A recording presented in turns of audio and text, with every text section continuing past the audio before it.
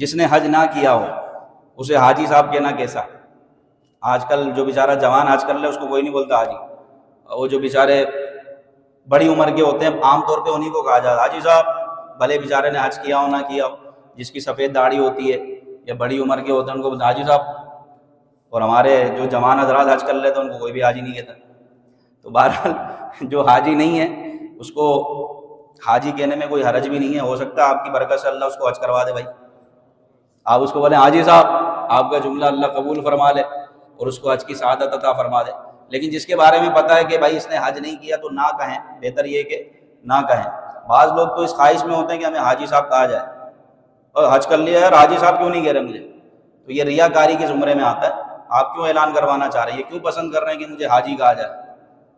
اگر نیت ریاکاری کی ہو، ہم کسی کو نہیں بول سکتے، اگر کوئی کہہ بھی رہا ہے کوئی لکھ بھی رہا ہے اپنے نام کے ساتھ تو ہم اس کو ریاکار نہیں بول سکتے، ہو سکتا ہے اس کی کوئی اچھی نیت ہو، لیکن بندہ اپنے اوپر خود غور کر لے کہ وہ یہ کیوں پسند کر رہا ہے کہ لوگ مجھے حاجی کہیں۔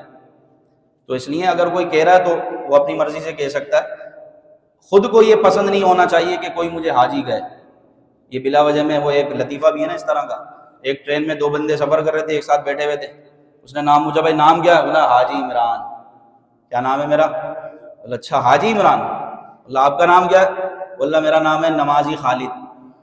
بولا نمازی خالد؟ بولا بھائی یہ کون سا نام ہے نمازی خالد؟